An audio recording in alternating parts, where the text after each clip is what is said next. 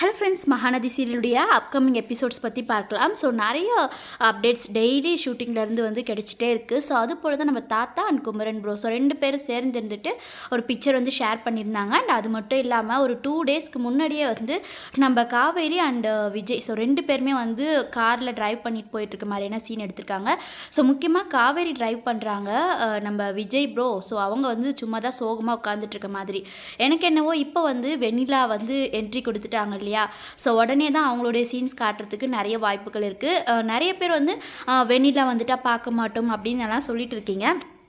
கண்டிப்பாக பாருங்கள், இனிமே தான் வந்து சீரியலே வந்து இன்னும் விறுவிறுப்பாக இருக்க போகுது அப்படின்னே சொல்லலாம். ஏன்னா நம்ம எக்ஸ்பெக்ட் பண்ண மாதிரி விஜய் அண்ட் காவேரி ஸோ 2 பேருக்குள்ளே இருக்க அந்த லவ் அது வந்து இவங்க மூலிமா தான் வந்து வெளியே வரும் அப்படின்றது தான் வந்து என்னுடைய எதிர்பார்ப்புகளும். அண்ட் இன்னொரு பக்கம் வந்து இவங்க ஃபஸ்ட்டு நம்ம விஜய் வந்து ரொம்ப நாள் கழித்து பார்க்கும்போது அவங்களுடைய கண்ணில் ஸோ ஏதோ ஒரு தேடல் அந்த பார்த்துட்டு ஏதோ அவங்களுடைய ரியாக்ஷன் அந்த அப்பாவித்தனமான அந்த ஃபேஸ் அதெல்லாம் வந்து பார்க்கும்போது ரொம்ப சாஃப்டான கேரக்டர் மாதிரி கொண்டு வந்திருக்காங்க.